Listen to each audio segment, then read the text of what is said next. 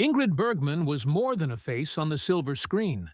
She was an enigma, adored by millions, crowned as one of Hollywood's greatest stars, yet haunted by secrets that followed her until her final breath.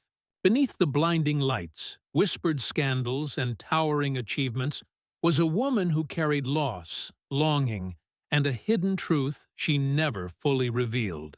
Though she married 3 times, Ingrid admitted in her private memoir that one man, a man she called massive, had remained in her heart forever. His presence was so powerful that she chose silence rather than risk exposing him during her lifetime. To understand her story, we must go back to the beginning. Long before Hollywood fame, before scandal, before her name became legend. Ingrid Bergman was born on August 29, 1915, in Stockholm, Sweden. Her childhood was marked not by security, but by heartbreak. Her mother died when she was just 3 years old, and at 12 she lost her father, the man who had nurtured her imagination with painting, photography, and stories. Orphaned, Ingrid was sent to live with relatives. Though cared for, she was lonely, retreating into books and play acting to escape reality. Pretending to be someone else became her refuge, and from that refuge, the seed of an actress was born. By 17, Ingrid entered Stockholm's Royal Dramatic Theatre School, where discipline was brutal and talent the only currency.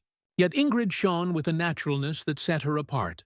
She did not mimic others. She drew her characters from within. By the late 1930s, she was appearing in Swedish films, captivating audiences with a rare authenticity. Her breakout role in Intermezzo caught the attention of legendary Hollywood producer David O. Selznick, who invited her to America. In 1939, Ingrid arrived in Hollywood, tall, fresh-faced, and unassuming, and instantly became unforgettable. Her American debut, a remake of Intermezzo, was a triumph. Critics hailed her as a new kind of star. Natural, graceful, sincere. Within a few short years, Ingrid was luminous in Casablanca, unforgettable in Gaslight, and tender in The Bells of St. Mary's. She was hailed not just as a star, but as an institution. Yet, as her fame soared, her private life began to strain. Her marriage to Swedish doctor Peter Lindström was faltering, the passion gone, replaced by silence and distance. Hollywood, dazzling as it was, often felt like a cage. It was during this time that destiny placed in her path a man who would forever change her life. Gregory Peck. In 1945, Ingrid was cast opposite Peck in Alfred Hitchcock's Spellbound. From the moment they met, she felt a connection that went beyond words. Peck was tall, commanding, with a quiet power that filled any room. Their chemistry was so real that it blurred the line between acting and truth. Crew members noticed how they lingered on set, how they walked home together at night, how their scenes glowed with unspoken emotion. Both were married, both bound by duty, but their connection was undeniable. Decades later, Peck would confess, "I loved her, and I think that's enough." Their romance, brief but profound, ended with a quiet agreement to protect their reputations and keep what they shared a secret. Ingrid's memoir revealed just how deeply she had loved him. "He was massive," she wrote, "massive in presence, massive in spirit." It was a love she carried privately for the rest of her life. But if Hollywood never discovered her secret with Peck, it certainly discovered her affair with Italian director Roberto Rossellini. In the late 1940s, Ingrid wrote to Rossellini, expressing her desire to work with him. Their collaboration on Stromboli led to a passionate affair, and when Ingrid became pregnant, the news shocked America. Congress denounced her, studios cut ties, and headlines branded her a fallen woman. Once the epitome of purity, she became Hollywood's most notorious exile. Fleeing to Italy, she married Rossellini and had 3 children, but the relationship was turbulent and ultimately ended in divorce.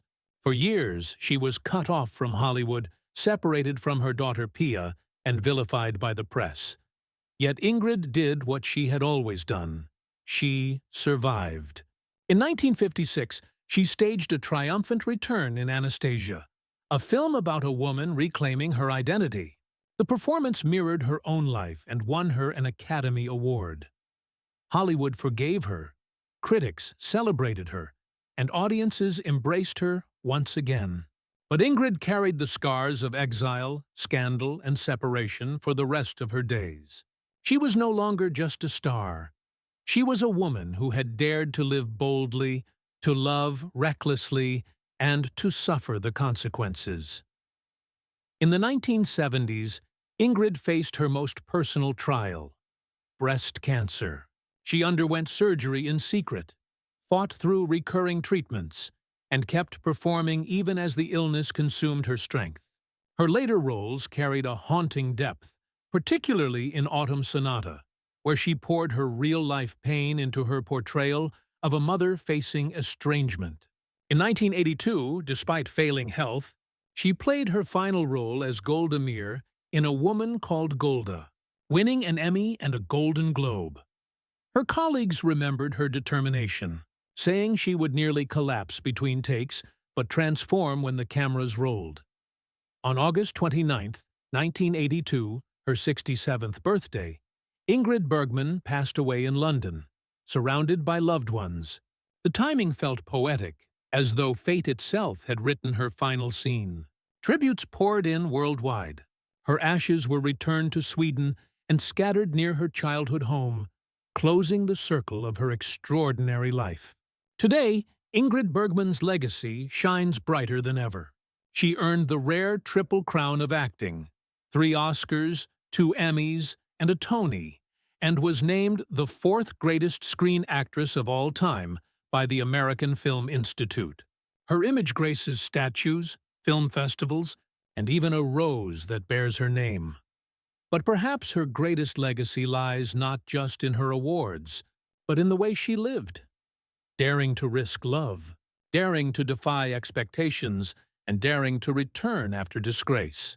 She was flawed, vulnerable, human, and that humanity made her immortal.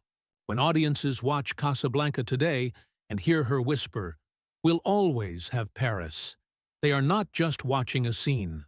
They are witnessing history, memory, and eternity in a single moment.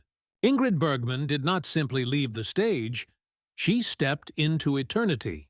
And there she remains, luminous and unforgettable.